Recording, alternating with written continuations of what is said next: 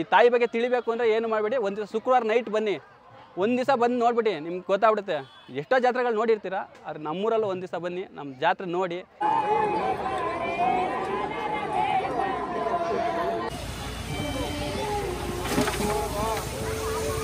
ಒಂದು 12 ಗಂಟೆ ಮೇಲೆ ಇದು ನೋಡೋಕ್ಕೆ ಆಗಲ್ಲ, ಜನ ತುಂಬಿ ತುಳುಕ್ತಾ ಇರ್ತಾರೆ.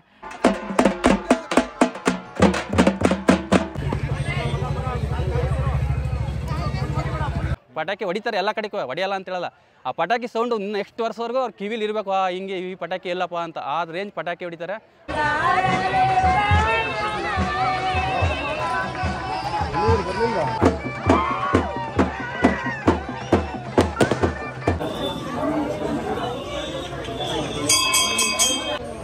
ತಂಬಿಟ್ಟ ಕೊಡಿ ಕೊಡಿ.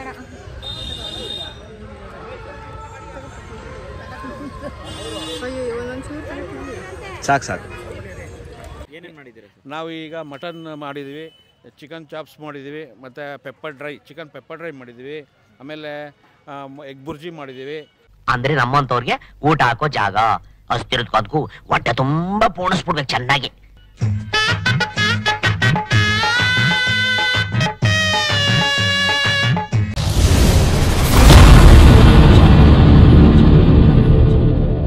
ವಿಡಿಯೋ ನೋಡ್ತಿರೋರಿಗೆ ನಮಸ್ಕಾರ, ಶೇರ್ ಮಾಡೋರಿಗೆ ಡಬಲ್ ನಮಸ್ಕಾರ. ನಾನು ನಿಮ್ಮ ಉಂಡಾಡಿ ಗುಂಡ.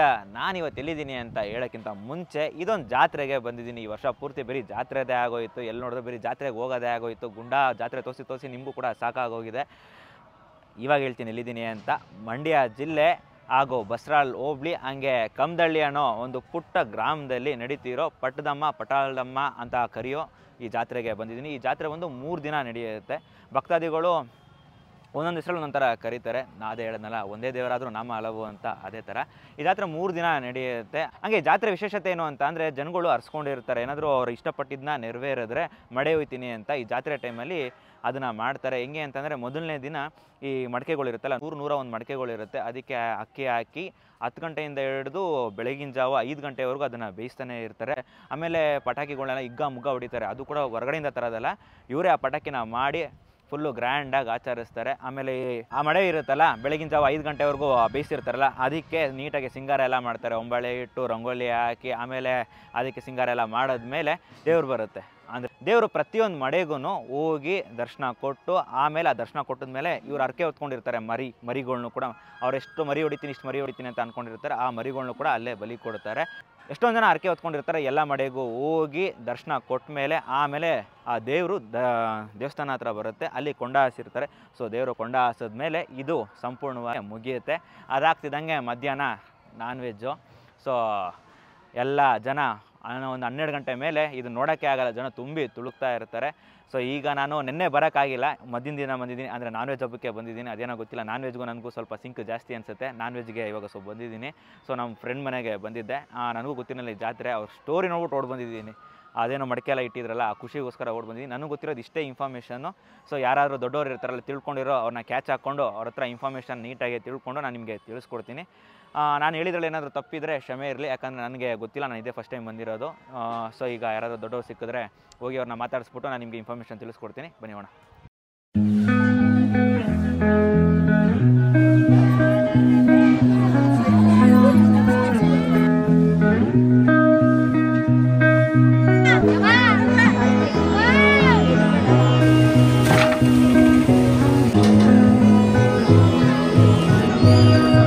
ತಿರ್ಗಿಸಿ ಸ್ವಲ್ಪ ಬೇಗ ತಿರ್ಗಿಸಿ.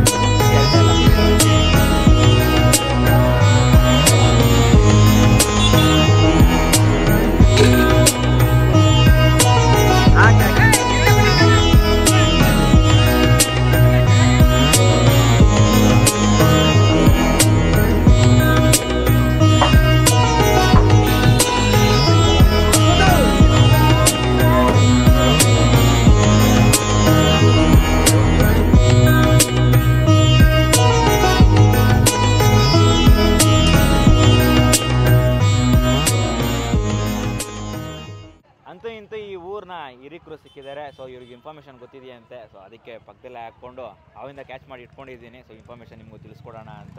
ಸರ್ ತಮ್ಮ ಹೆಸರು? ಅಶೋಕ್ ಅಂತ. ಸರ್ ತಮ್ಮ ಹೆಸರು? ಶಿವಕುಮಾರ್. ತಮ್ಮ ಹೆಸರು? ಮನೋಜ್ ಅಂತ. ನಮ್ಮೂರು ಮಂಡ್ಯ ತಾಲೂಕು, ಮಂಡ್ಯ ಜಿಲ್ಲೆ, ಬಸರಾಳ್ ಹೋಬಳಿ, ಕಮ್ದಳ್ಳಿ ಗ್ರಾಮ ಅಂತ. ಈ ಜಾತ್ರೆ ಬಗ್ಗೆ ವಿಶೇಷತೆ ಹೇಳಿ ಸರ್. ಈ ಜಾತ್ರೆ ವಿಶೇಷ ಅಂದರೆ ಈ ತಾಯಿ ಚಿಕ್ಕಮಂಗ್ಳೂರಿಂದ ನಮ್ಗೆ ತಿಳಿದ ಮಟ್ಟಿಗೆ ಹೇಳ್ಬೇಕಂದ್ರೆ ಚಿಕ್ಕಮಂಗ್ಳೂರಿಂದ ಬಂದು ಯಾರೋ ಕುಡಿಕೆಯಲ್ಲಿ ನೀರು ತರಬೇಕಾದ್ರೆ ಅವ್ರು ತಂದು ಇಲ್ಲಿ ಒಂದು ಕೊಳ ಇತ್ತು ಈ ದೇವಸ್ಥಾನ ಹತ್ರ. ಆ ಕೊಳದಲ್ಲಿ ಬಂದು ಬಿಸಾಕಿದಾಗ ಅದು ಅಲ್ಲೇ ಉದ್ಭವ ಆದ ಮೂರ್ತಿ ಅಂತ ನಾವು ಕೇಳ್ಪಟ್ಟಿದ್ವಿ. ನಮ್ಮ ತಾತ ಮುತ್ತಾತ್ರ ಹೇಳಿದ್ದು ಕೇಳ್ಪಟ್ಟಿದ್ದೀವಿ. ಹಂಗಾಗಿ ತಾಯಿ ನಮ್ಮೂರವ್ರಿಗಿಂತ ಜಾಸ್ತಿ ಬೇರೆಯವ್ರಿಗೆ ಹೊಳಿತಾಳೆ ಅಂತ ಹೇಳಿದ್ರೆ ತಪ್ಪಾಗಲ್ಲ. ಇಲ್ಲಿ 101 ಮಡೆ ಶುಕ್ರವಾರ ಸ್ಟಾರ್ಟ್ ಆಗುತ್ತೆ.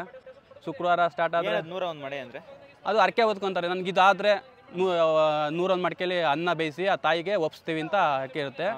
ಹಂಗಾಗಿ ಶುಕ್ರವಾರನೇ ಬೆಳಗ್ಗೆ ಬಂದು ಅಲ್ಲಿ ಅಲ್ಲೇ ಗುಂಡಿ ತೆಗೆದು 101 ಮಡಿಕೆ ಇಟ್ಟು ಅನ್ನ ಮಾಡಿ ಆ ತಾಯಿಗೆ ಮಧ್ಯರಾತ್ರಿ 3 ಗಂಟೆಗೆ ದೇವ್ರು ಬಂದು ಒಪ್ಪಿಸ್ತೀವಿ. ಒಪ್ಪಿಸಿ ಅವ್ಳಿಗೆ ಒಪ್ಪಿಗೆ ಆಯಿತು ಅಂತ ಹೇಳ್ತಾಳೆ. ಅವ್ರು ಖುಷಿ ನಮ್ಮ ಎಷ್ಟೋ ಜನ ಮಾಡ್ಕೊಂಡು ಭದ್ರಾವತಿ, ಬೆಂಗಳೂರು ತುಂಬ ಹೊರಗಡೆ ಜಾಸ್ತಿ. ಇವರೆಲ್ಲ ಹೊರಗಡೆಯಿಂದ ಬಂದೇ ಮಾಡೋರು. ಇದನ್ನ 1 ದಿವಸ 2 ದಿವಸ ಹಬ್ಬ ಅಂದರೆ ಆ ಥರ ಮಾಡ್ತಾರೆ. ಶುಕ್ರವಾರ ಅಷ್ಟೊತ್ತು ಬಂದು ಚಪ್ರ ಹಾಕಿ ಅದನ್ನ ಬೇಯಿಸಿ ಕೊಂಡ ಇರುತ್ತೆ. ಶುಕ್ರವಾರ ಕೊಂಡ ಇರುತ್ತೆ. ಕೊಂಡ ಮುಗಿಸ್ಕೊಂಡು ಬೆಳಗ್ಗೆ ಶನಿವಾರ ಕೊಂಡ ಆಯ್ತಾರೆ. ಶನಿವಾರ ಕೊಂಡ ಮಡಿ ಅದು ಅದೇ ಮಡಿಕೆ ಅದು ನಾನು ಬಂದಾಗ ದೇವ್ರು ಬಂದಿತ್ತು. ಹೌದು, ಅಂದ್ರೆ ಬೆಳಗಿನ ಜಾವನ ಆಗುತ್ತಲ್ವಾ? ಹೌದು, ಶುಕ್ರವಾರ ನೈಟ್ ಹಚ್ಚುತ್ತಾರೆ 10 ಗಂಟೆಗೆ. ಬೆಳಗಿನ ಜಾವ 7-7:30ಕ್ಕೆ ಅದು ಕೊಂಡ ಆಯೋದಿರುತ್ತೆ. ಅದಕ್ಕಿಂತ ಮುಂಚೆ ದೇವ್ರು ಪ್ರತಿಯೊಂದು ಹೋಗಿ ಅವ್ರ ಒಪ್ಪಿಗೆಯಾಗಿ ಅವ್ರಿಗೆ ಏನು ಕಷ್ಟ ಇದೆ ಅದು ನೀನು ನನಗೂ ತೃಪ್ತಿಯಾಗಿದೆ ಎಲ್ಲನೂ ಹೇಳ್ತಾರೆ ಅವ್ರಿಗೆ. ಈಗ ಹೌದು ನೀನು ಹಿಂಗೆ ಮಾಡ್ಕೊಂಡು ನಾನು ಒಪ್ಕೊಂಡಿದ್ದೆ, ಹೌದಮ್ಮ ನಿನ್ನಿಂದ ಆ ದೇವ್ರು ನಿನ್ನ ಕಷ್ಟ ಹಿಂಗಿದೆ ಅದಕ್ಕೋಸ್ಕರ ಬಂದಿದೆ ಅಲ್ವಾ ಅಂತ ಹೇಳಿ ನಮ್ಮ ತಾತರು ಹೇಳಿದ್ದು ಒಂದು ಕುಡಿಕೆ ಕಮ್ಮಿ ಆದರೂ ಹೇಳ್ತಿದ್ರು ಅಂತ. ಒಂದು 100 ಮಡಿಕೆ ಇಡ್ಬೇಕಾರೆ 1-2 ಕುಡಿಕೆ ಆದರೂ ಕಮ್ಮಿ ಇದೆ ಅಂತ ಹೇಳುವಂಥ ಪದ್ಧತಿನೂ ಇತ್ತು ಅಂತ ನಾವು ಕೇಳ್ಪಟ್ಟಿದ್ದೀವಿ. ನಾವು ನಮ್ಮ 98 ಯಾಕಮ್ಮ 2 ಕಮ್ಮಿ ಇದೆ ಅಂತ ಕೇಳೋ ಇದ್ದಾರೆ ಅಂತ ನಾವು ಕೇಳ್ಪಟ್ಟಿದ್ದೀವಿ. ನಮಗೆ ಇದು ಪಟಾಕಿದೆಲ್ಲ ಕೇಳ್ಪಟ್ಟೆ. ಪಟಾಕಿದು ಇಲ್ಲ ರೆಡಿಮೇಡ್ ಅಲ್ಲೂ ತರಲ್ಲ. ತಮಿಳ್ನಾಡಿಂದ ಕರೆಸಿ ಅವರು ಎಷ್ಟು ಚಾರ್ಜ್ ಮಾಡ್ತಾರೋ ಈ ಥರ ಪಟಾಕಿ ಎಲ್ಲೂ ನಾನು ನೋಡಿ ಮಟ್ಟಿಗೆ ಎಲ್ಲೂ ನಾನು ನೋಡಿಲ್ಲ. ಯಾಕೆಂದರೆ ಎಲ್ಲಿಂದ ಹೋಗ್ತಾರೆ ಸ್ವಲ್ಪ ರೆಡಿಮೇಡ್ ತರ್ತಾರೆ ಹೊಡಿತಾರೆ. ಇಲ್ಲ ಹಂಗಲ್ಲ, ಅಲ್ಲಿಗೋಸ್ಕರನೇ ರೆಡಿ ಮಾಡಿ 2-3 ದಿವಸ ಮುಂಚೆನೇ ಬಂದು ಅವ್ರಿಗೆ ಜಾಗ ಅವಕಾಶ ಕೊಟ್ಟು ಅವ್ರು ಇಲ್ಲೇ ಯಾವ ಥರ ಬೇಕು ಅಂತ ಎಲ್ಲ ರೆಡಿ ಮಾಡಿಸಿ ಅದನ್ನು ರೆಡಿ ಮಾಡ್ತಾರೆ. ಇಲ್ಲೇ ಬಂದು ಶುಕ್ರವಾರ ಫುಲ್ಲು ಆ ಪಟಾಕಿ ಇನ್ನು ವರ್ಷಗಂಟ ಅವ್ರಿಗೆ ಕಿವಿಲಿ ಗುಯಿ ಅನ್ಬೇಕು ಆ ರೇಂಜ್ ಪಟಾಕಿ ಹೊಡಿತಾರೆ. ಎಲ್ಲ ಕಡೆಗೂ ಹೊಡೆಯಲ್ಲ ಅಂತ ಹೇಳಲ್ಲ. ಆ ಪಟಾಕಿ ಸೌಂಡು ನೆಕ್ಸ್ಟ್ ವರ್ಷವರೆಗೂ ಅವ್ರು ಕಿವಿಲಿ ಇರಬೇಕು. ಹಿಂಗೆ ಈ ಪಟಾಕಿ ಎಲ್ಲಪ್ಪ ಅಂತ ಆ ರೇಂಜ್ ಪಟಾಕಿ ಹೊಡಿತಾರೆ. ಆಮೇಲೆ ತೇರು ಬರುತ್ತೆ ಊರು ಸುತ್ತ. ಆಮೇಲೆ ಊರು ಸುತ್ತ ಒಂದು ಮೆರವಣಿಗೆ ಬಂದು ಆಗ ದೇವರು ಮೈ ಮೇಲೆ ಬಂದು ಆಗ 101 ಮಡೆ ಇರ್ತಲ್ಲ ಫುಲ್ಲು ಕಂಪ್ಲೀಟ್ ಎಲ್ಲ ಎಷ್ಟು ಜನ ಮಾಡಿದ್ರೆ ಅದು ಎಷ್ಟೊತ್ತೇ ಆಗಲಿ 3 ಗಂಟೆ ಶುರು ಮಾಡಿದ್ರೆ 7-8 ಗಂಟೆವರೆಗೂ ಪ್ರತಿಯೊಬ್ಬರದ್ದು ಹೋಗಿ ಅವರ ನೀವು ಮಾಡಿರೋದು ಖುಷಿಯಾಗಿದೆಯೋ ಏನೋ ಒಂದು ಆ ತಾಯಿಗೆ ಏನು ಹೇಳುತ್ತೆ ಅದು ಹೇಳುತ್ತೆ ಹಿಂಗಾಗಿದೆ, ನೀವು ಒಪ್ಪಿಗೆ ಆಗಿದೆ ಅಂತ ಹೇಳಿ ಅವ್ರ ಕಷ್ಟ ಸುಖ ಎಲ್ಲನ ಮುಗಿಸಿ ಎಷ್ಟೋ ಜನ ವರ್ಷ ಜಾಸ್ತಿ ಆಗ್ತಾನೆ ಹೊರತು ಕಮ್ಮಿ ಅಂತೂ ಆಗಲ್ಲ. ಪ್ರತಿ ವರ್ಷ ಜಾಸ್ತಿ ಆಗುತ್ತೆ ಇವಳಿಗೆ ತಾಯಿಗೆ. ಹೊರಗಡೆ ನಮ್ಮ ಹಿರಿಕರು ಹೇಳ್ತಾರೆ ಆ ತಾಯಿ ಯಾವಾಗಲೂ ಹಿಂಗೆ ನೋಡ್ತಿರ್ತಾಳೆ, 10 ಜನಕ್ಕಿಂತ ದೂರದ ಜನಕ್ಕೆ ಜಾಸ್ತಿ ಒಲೆಯೋದು ಅಂತ. ಕೆಳಗಡೆ ಈಗ ನೋಡ್ತಿರ್ತಾಳಲ್ಲ, ನಾವು ಕೆಳಗಡೆ ಕಾಣಿಸಲ್ಲ ಅಂತ ಅವಳಿಗೆ, ಎದುರುಗಡೆ ಕಾಣಿಸೋದಂತೆ. ಹಂಗೆ ದೂರ ಜನ ಜಾಸ್ತಿ ಇವಳಿಗೆ. ಇದು ಕೊಂಡಾಯೋದು ಬೆಳಗ್ಗೆ, ಶನಿವಾರ ಬೆಳಗ್ಗೆ ಕೊಂಡಾಯ್ತಾರೆ. ಮರಿ ನೈಟ್ ಹಾಕ್ಬಿಟ್ಟಿರ್ತೀರಲ್ಲ, ಹಸಿ ಸೌದೆ ತಂದು ಕೊಂಡ ಹಾಕಿ ನಾವು ಈ 2-3 ವರ್ಷ ಮಳೆ ಬಂತು. ಕೊಂಡ ಹಚ್ಚಿದ ಮೇಲೆ ಮಳೆ ಬಂತು. ಕೊಂಡ ಒಂದು ಸ್ವಲ್ಪನೂ ಮಾರಿಲ್ಲ. ಅದೇನು ಇನ್ನೂ ಮಳೆ ಬಿದ್ದಂಗೂ ಜಾಸ್ತಿಯಾಗಿ ಕಂಪ್ಲೀಟಾಗಿ ಅದು ಕೊಂಡಾಗಿ ಬೆಳಗ್ಗೆ ಗುಡ್ಡಪ್ಪ ಕೊಂಡಾದಿ ಅಲ್ಲಿ ಮುಗಿಸ್ತಾರೆ. ಈಗೆಲ್ಲ ಹೊರಗಡೆಯಿಂದ ಬರ್ತಾರೆ, ನೋಡ್ತಾ ಇದ್ದೀರಾ. ಈಗೆಲ್ಲ ನಾನ್ ವೆಜ್ ಊಟ. ಇವತ್ತು ಶನಿವಾರ ಕೆಲವು ತಿನ್ನಲ್ಲ, ನಾಳೆಗೂ ಇರುತ್ತೆ. 3 ದಿವಸ ಹಬ್ಬ. ಅದು ಮುಂದಿನ ದಿನ ಏನು 3 ದಿವಸ ಏನೂ ಇರಲ್ಲ. ಬಟ್ ಶನಿವಾರ ತಿಂದೇರೋ ಭಾನುವಾರ ನಮಗೆ ಅಂತ ಮಾಡ್ಕೊಂಡು ತಂಗ್ಳು ಪಂಗ್ಳು. ಆಮೇಲೆ ಶುಕ್ರವಾರ ನಿದ್ದೆ ಇರಲ್ಲ ಸರ್ ನಮಗೆ. ಶುಕ್ರವಾರ 1 ದಿವಸ ನಿದ್ದೆ ಇರಲ್ಲ. ಶುಕ್ರವಾರ ಹಬ್ಬನೇ ಆಗುತ್ತಲ್ಲ ಫುಲ್ ನೈಟ್ ಹೊತ್ತು ಮಡೆ ಬೇಯಿಸೋದು, ಬೆಳಿಗ್ಗೆ ಹೊತ್ತು ಎಲ್ಲ ಬೆಳಿಗ್ಗೆ ಆಗುತ್ತೆ. ನಾವೆಲ್ಲ ಅದು ಒಪ್ಪಿಸಿ ಅದು ಬರ್ಕೊಂಡು ಮನೆಗೆ ಮರಿಗೆಲ್ಲ ಈಗ ನೆಂಟರು ಇಷ್ಟ ಅವರೆಲ್ಲ ಕಳಿಸ್ಬೇಕು. ಶನಿವಾರ ನಿದ್ದೆ ಇರಲ್ಲ. ಭಾನುವಾರ ಮನೆ ಫ್ರೀಯಾಗಿ ಅವರೆಲ್ಲ ಅವ್ರಿಗೆ ತಿಳಿದವ್ರಿಗೆಲ್ಲ ಊಟ ಹಾಕೊಂಡು ಮಾಡೋ ಪದ್ಧತಿ ಐತೆ. ಈ ಪಡಲಾಂ ಪೂಜೆ ಎಲ್ಲ ತುಂಬ ಜನ ಇದ್ರ ಬಗ್ಗೆ ಕೇಳಿದ್ದಾರೆ, ನೋಡಿದರೆ ನೀವು ನೋಡ್ತಿರ್ತೀರ, ಒಳ್ಳೆಯದು ಅಂತ ಹೇಳ್ಬೋದು. Thanks sir. ಅಂದರೆ ಇವಾಗ ನಾನ್ ವೆಜ್ ಇವಾಗೆಲ್ಲ ನೀವು ರೆಡಿ ಮಾಡ್ತಾ ಇದ್ದೀರಾ? ಅದಕ್ಕೆ ಜನ ಇನ್ನೇನು 12 ಗಂಟೆ ಮೇಲೆ ಸ್ಟಾರ್ಟ್ ಆಗ್ತಾರೆ. ಇಲ್ಲಿ ಓಡಾಡಕ್ಕೆ ಜಾಗ ಇರಲ್ಲ, ಜಾಮ್ ಆಗ್ಬಿಡುತ್ತೆ. ಆ ರೇಂಜ್ ಇರುತ್ತೆ. 4 ಗಂಟೆ ಮೇಲೆ ಫ್ರೀ? ಇಲ್ಲ ರಾತ್ರಿ 8 ಗಂಟೆ ಗಂಟು. ರಾತ್ರಿ 8 ಗಂಟೆವರೆಗೂ 8-10 ಗಂಟೆ ಗಂಟು ನಡೀತಾನೆ ಇರ್ತೀವಿ. ನಾನ್ ವೆಜ್ ಅಷ್ಟಕ್ಕೆಲ್ಲ 4 ಗಂಟೆ ಕೇಳಿದ್ರೆ ಅದೆಲ್ಲ ನಾನ್ ವೆಜ್ ಊಟ ಅಂತಾರ. ನೈಟ್ 10 ಗಂಟೆ ಗಂಟೆ ಇದ್ರು ಅದು ನಾನ್ ವೆಜ್ ಅನ್ನೋದು ಹಂಗೆ. Thank you sir, full information ಕೊಟ್ರಿ. ತುಂಬ ಉಪಕಾರ ಆಯಿತು. 1 ದಿವಸ ಬಂದು ನೋಡ್ಬಿಟ್ಟು ನಿಮ್ಗೆ ಗೊತ್ತಾಗ್ಬಿಡುತ್ತೆ. ಎಷ್ಟೋ ಜಾತ್ರೆಗಳು ನೋಡಿರ್ತೀರ, ಆದ್ರೆ ನಮ್ಮೂರಲ್ಲೂ 1 ದಿವಸ ಬನ್ನಿ, ನಮ್ಮ ಜಾತ್ರೆ ನೋಡಿ ಕಣ್ಣಾರೆ ನೋಡಬೇಕು. ಬೇರೆ ಕೇಳೋಕ್ಕಿಂತ ನೀವು ಕಣ್ಣಾರೆ ಬಂದು ನೋಡಿದ್ರೆ ನಿಮ್ಗೆ ನೋಡಿ ತೃಪ್ತಿ ಆಗುತ್ತೆ. ಅದು ತೃಪ್ತಿ ಸಿಗುತ್ತೆ ಅಂತ ನಾನು ಗ್ಯಾರಂಟಿ ಕೊಡ್ತೀನಿ. ಪಕ್ಕ ನಾನು ಒಂದು ದರ್ಶನ ಮಾಡಿದೆ, ನೆಮ್ಮದಿ ಅನ್ನಿಸ್ತು. ನೋಡಿ ಅರ್ಕೆ ಕಟ್ಕೊಳ್ಳಿ, ನಿಮಗೂ ಆಗುತ್ತೆ ನೋಡಿ. ಮಾಡ್ತಾಳೆ ಅವಳು, ಎದುರೋದಿಲ್ಲ ನಾವು. ಹಂಗೆ ಅಣ್ದಿರಲ್ಲ ಪಾಪ ಹೊರಗಡೆಯಿಂದ ಬಂದಿದ್ದಾರೆ, ಅವ್ರಿಗೆಲ್ಲ ಇವರೆಲ್ಲ ಪಾಪ ಹೊರಗಡೆಯಿಂದ ಬಂದು ಹೊಡೆದಿದ್ದೀರಾ ಸರ್ ನಾವು 6 ಮರಿ ಹೊಡೆದಿದ್ದೀವಿ. 6 ಮರಿ ಹೊಡೆದಿದ್ದೀವಿ. ಎಷ್ಟು ಜನ ಸರ್, ಎಷ್ಟು ಜನ ಕರೆದಿದ್ದೀರಾ? 500 ಜನಕ್ಕೆ ಇವತ್ತು ಊಟ ಹಾಕ್ತಾ ಇದ್ದೀವಿ. ಇಲ್ಲಿ ನಾವು ದೇವರಿಗೆ ಅರ್ಕೆನ ಮಾಡ್ಕೊಂಡಿದ್ದೋ. ಕಳೆದ 5 ವರ್ಷದಿಂದ ನಾವು ಅರ್ಕೆನ ಮಾಡ್ಕೊಂಡಿದ್ವಿ. 5 ವರ್ಷದಿಂದ ನಾವು ಬರೋಕ್ಕಾಗಿರಲಿಲ್ಲ ಕಾರಣಾಂತರಗಳಿಂದ. ಈ ವರ್ಷ ನಮಗೆ ಒಂದು ಅವಕಾಶ ಸಿಕ್ಕಿದೆ. ಈ ಸಂದರ್ಭದಲ್ಲಿ ನಾವು ಈ ಒಂದು ಅರ್ಕೆ ಕಾರ್ಯಕ್ರಮ ಮಾಡಿದ್ವಿ. ಏನೇನು ಮಾಡಿದ್ದೀರಾ?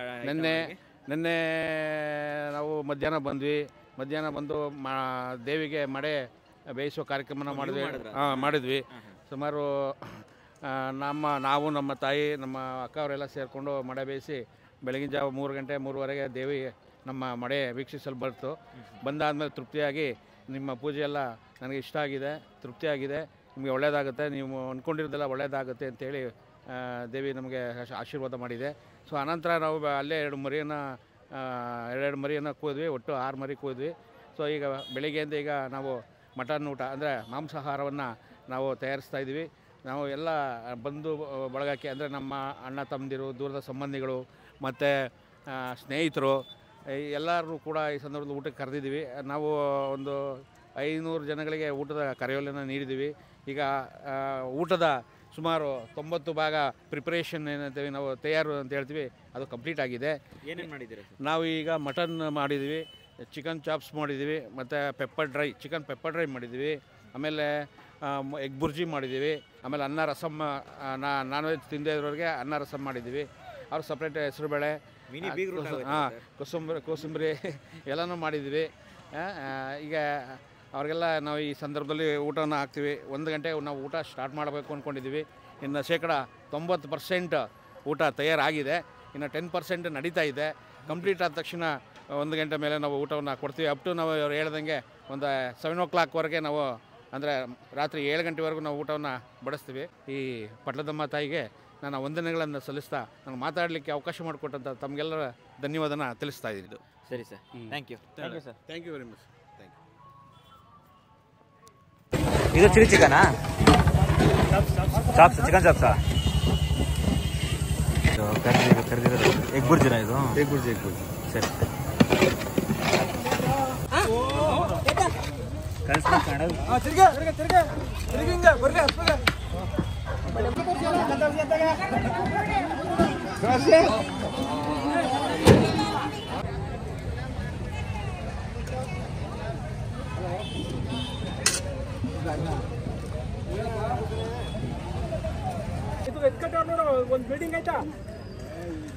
ಅಂತೂ ಇಂತೂ ಜಾತ್ರೆ ಬಗ್ಗೆ ಇನ್ಫಾರ್ಮೇಷನ್ ಫುಲ್ಲು ಕೊಟ್ಟಿದ್ದೀನಿ, ನಾನು ಕೂಡ ತಿಳ್ಕೊಂಡೆ, ನಿಮಗೂ ಕೂಡ ತಿಳಿಸ್ಕೊಟ್ಟಿದ್ದೀನಿ. ಸೊ ಈಗ ನಾನ್ ವೆಜ್ ಫುಲ್ಲು ರೆಡಿಯಾಗಿದೆ, ಚೆನ್ನಾಗೆ ಬ್ಯಾಟಿಂಗ್ ಮಾಡಿ ಮನೆ ಕಡೆ ಹೊರಡೋದೆ. ಅದ್ರ ಬಗ್ಗೆ ಟೇಸ್ಟ್ ಹೇಳೋದಕ್ಕೆ ನಾನು ಫುಡ್ ರಿವ್ಯೂಗೆ ಬಂದಿಲ್ಲ, ದೇವ್ರ ದರ್ಶನಕ್ಕೆ ಬಂದಿದ್ದೆ. ಹಾಗೆ ಜಾತ್ರೆ ಬಗ್ಗೆ ನಿಮಗೆ ಮಾಹಿತಿ ತಿಳಿಸ್ಕೊಡೋಕೆ ಮಾತ್ರ ನಾನು ಬಂದಿರೋದು, ಫುಡ್ ರಿವ್ಯೂಗಂತೂ ಅಲ್ವೇ ಅಲ್ಲ. ಸೊ ನಾನು ಹೊಟ್ಟೆ ತುಂಬ ತಿಂದು ಇನ್ನು ಬೆಂಗಳೂರು ಕಡೆ ಹೊರಡಬೇಕು, ಯಾಕಂದರೆ ಆಲ್ಮೋಸ್ಟ್ ಅಲ್ಲಿ 2.5 hour ಜರ್ನಿ. ರೋಡ್ ಮಾತ್ರ ಪಸಂದಾಗೈತೆ, ಸೊ ಅದಕ್ಕೆ ಇವಾಗ ಹೊರಡಬೇಕು. ಆಮೇಲೆ ರಶ್ ಆಗಿಬಿಟ್ರೆ ಕಷ್ಟ ಆಗುತ್ತೆ. ಸೊ ನಿಮ್ಮ ಬೆಂಬಲ ನನಗೆ ತುಂಬ ಬೇಕಾಗಿದೆ. ಅದಕ್ಕೆ ಮಾಡಬೇಕಾದ್ರೆ ನೀವು ಇನ್ಸ್ಟಾಗ್ರಾಮ್ಗೆ ಹೋಗಿ ಉಂಡಾಡಿ ಗುಂಡನ ಫಾಲೋ ಮಾಡಿ, ಹಂಗೆ ಯೂಟ್ಯೂಬಿಗೆ ಬಂದು ಈ ವಿಡಿಯೋಗೆ ಲೈಕು ಆದಷ್ಟು ಶೇರ್ ಮಾಡಿ, ನಿಮ್ಮ ಫ್ರೆಂಡ್ಸ್ಗೂ ಗೊತ್ತಾಗಲಿ ಈ ಜಾತ್ರೆ ಬಗ್ಗೆ. ಸೊ ಅವರು ತಿಳ್ಕೊಂಡಾಗ ನೆಕ್ಸ್ಟ್ ಟೈಮ್ ನೀವು ಬೇಕಾದ್ರೆ ಬರ್ಬೋದು. ಶಿವರಾತ್ರಿ ಹಿಂದಿನ ಶುಕ್ರವಾರ, ಅಂದರೆ ಶಿವರಾತ್ರಿ ನೆಕ್ಸ್ಟ್ ಯಾವಾಗ ಬರುತ್ತೋ ಅದು ಹಿಂದಿನ ಶುಕ್ರವಾರ ಈ ಜಾತ್ರೆ ನಡೆಯುತ್ತೆ. ಸೊ ಬನ್ನಿ, ನೀವು ಕೂಡ ಪಾಲ್ಗೊಳ್ಳಿ.